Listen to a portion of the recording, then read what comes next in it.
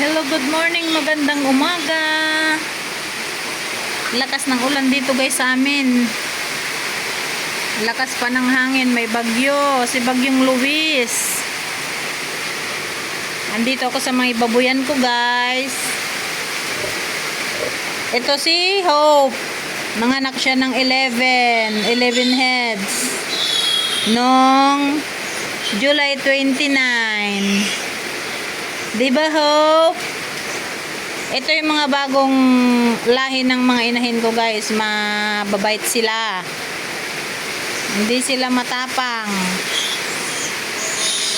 Yan, si Hope. Yan. Ito naman si Grace.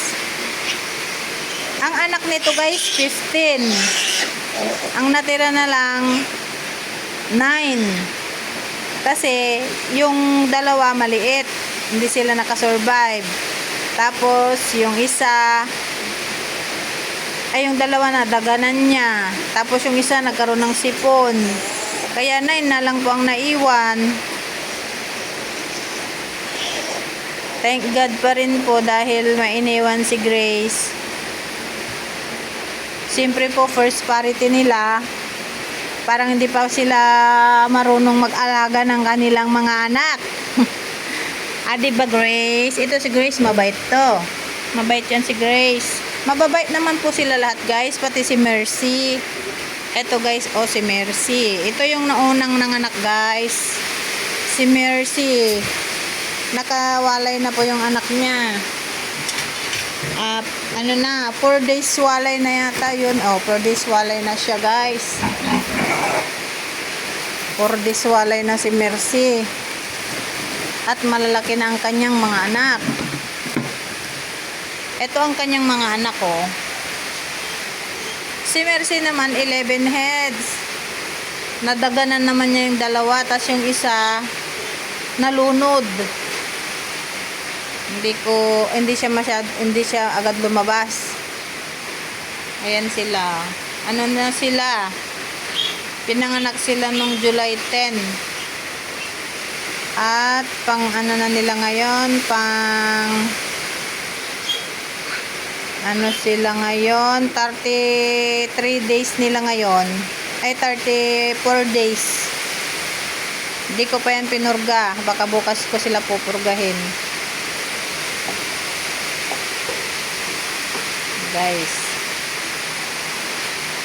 Ito nung nanganak naman si Grace nung July 23.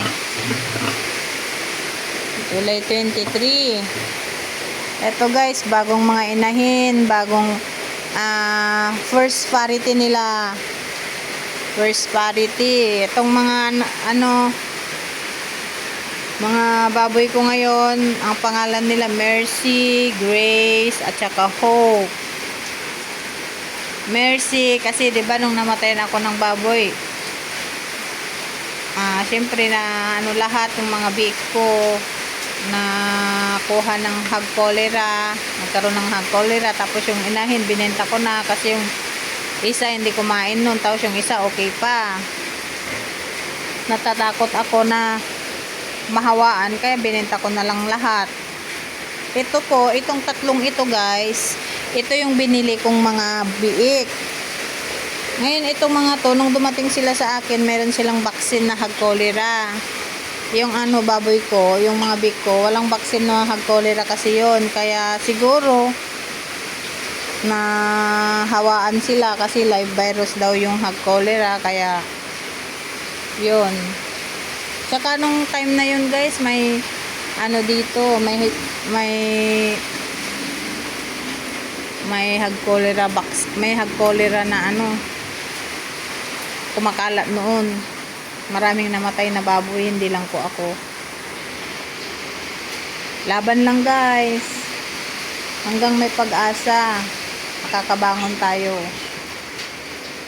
Hanggat may baboy, kakabangon tayo. And thank God po at mababait po yung aking mga inahin ngayon. Ito si Mercy. Yan, kaya ang mga pangalan nila Mercy, Grace, at saka Hope. Kasi yung Mercy, siyempre naawa sa akin ang Panginoon, kaya Siguro, binigyan niya ulit ako ng panibagong alagain. Tapos ito si Grace. Ayan, binigyan niya ako ng grasya. And then nito si Hope. Binigyan niya ako ng pag-asa. Yan, ang pangalan niya, Hope. Mga mababait po sila, guys. First parity nila ito, guys. Etong biik na to, yung pinanganak ng 23, ang dispose nito is September na. First week. Then ito, September 2nd week. Ito si Mercy, hindi ko alam kung kailan ito magkakasta kasi syempre kawawalay ko lang. Kaya, antay-antay lang si Mercy. Ay naku guys, napakamura daw ng ano ngayon. Live weight. Kaya tapos, mahal ang feeds. Mura ang live weight, mahal ang feeds, mahal din ang biik. Ay, mura din pala ang biik. Kaya, yung mga mag-aalaga ngayon ng baboy, yung iba, huminto muna kasi syempre mahal ang feeds, mura ang live weight. Pero po yung guys, yung karne, hindi po nagbababa yung karne dito sa amin. 350 pa rin ang 1 kilo. Oh, naiinitan sila dyan, oh. Kaya gustong gusto nila.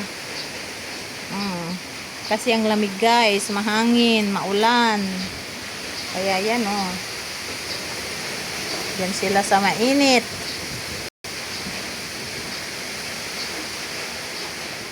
Ito guys, naka-reserve na yung 7 dyan. May maiiwan na isa kasi 8 sila.